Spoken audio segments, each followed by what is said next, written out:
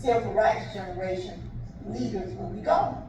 There I am. Arthenia Joyner became a prominent lawyer and a Florida state senator. But in February 1960, Joyner, 17 then, was one of 20 black high school students picked by the NAACP to take part in a sit-in at a whites-only lunch counter. So where exactly was the lunch counter? It was right about here. The old Woolworths in downtown Tampa, Florida, is just a gutted shell now. Where were you? I was about here. Yeah. Similar sit-ins by students took place across the South. I can't imagine not being kind of scared. You know, there are things that are bigger than fear. Older folks thought that you're taking a heck of a chance, you could get killed. Why are you doing this? Because we have a right to fight for respect and dignity, and we're gonna do it. It's time for a change. Joyner was a fifth grader in 1954 when the Supreme Court ruled unanimously in Brown versus Board of Education that segregated schools were unconstitutional. It said that I was equal. I was entitled to have schools like the ones that the white kids went to. That inspired me. 1955, December 1st. Rosa Parks was arrested for refusing to give up her seat to a white passenger on a public bus in Montgomery, Alabama. What came next was the Montgomery bus boycott. Approximately 40,000 black Montgomeryans decided it was time.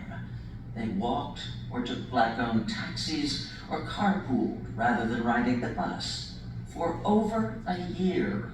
90% at least of the regular Negro bus passengers are staying off the buses, and we plan to continue until something is done. Their spokesman, a young, unknown Martin Luther King Jr. We still advocate nonviolence, of passive resistance, and the man next to Dr. King. With Rosa Parks was their lawyer, Fred Gray. Just out of law school, 26 years old, he won the U.S. Supreme Court case that ended segregation on Alabama's buses, and by extension, all public transportation. The first of 4 civil rights cases he would win before the Supreme Court. Big ones, by the age of 35. It was just taking one step at a time. And in my mind was to ultimately file a lawsuit would destroy everything segregated I could find.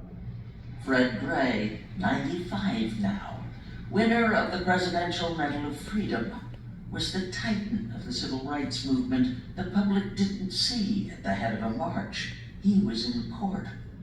Without those lawsuits, would any of what we consider the civil rights movement achievements of that 10 years have been possible? I don't think so. What else was pushing change? Television. I say segregation now, segregation tomorrow, and segregation forever. On the evening news, images of nonviolence being met with brutality.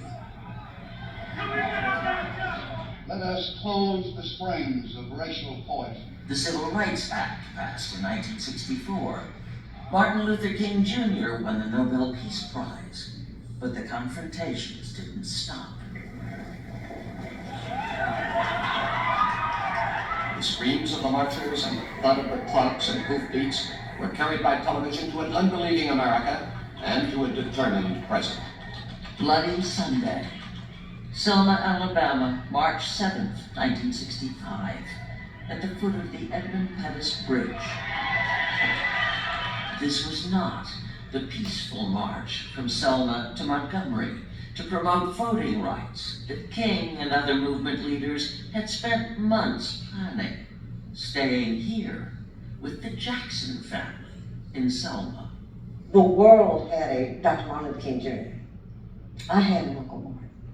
They read me bedtime stories and offered me cookies. Joanna Jackson was 4. Her father, a dentist, and her mother, a teacher, saved everything. And this is the chair. This is the budget. Aware that they were preserving history. The house and its contents had been acquired by the Henry Ford Museum in Dearborn, Michigan, and moved there. This house, for a brief period of time, belonged to the world. It opens to the public in June. History is portable. The history and the message of the Jackson House can be told anywhere, but it must be shared. Here, after Bloody Sunday, coordinating with President Lyndon Johnson and convincing the federal courts to let the march to Montgomery go ahead, consumed these men. On March 15th, as President Johnson spoke, 70 million Americans watched. Really, it's all of us who must overcome the crippling legacy of bigotry and injustice. Martin Luther King Jr. and his inner circle from the Jackson living room. And we shall overcome.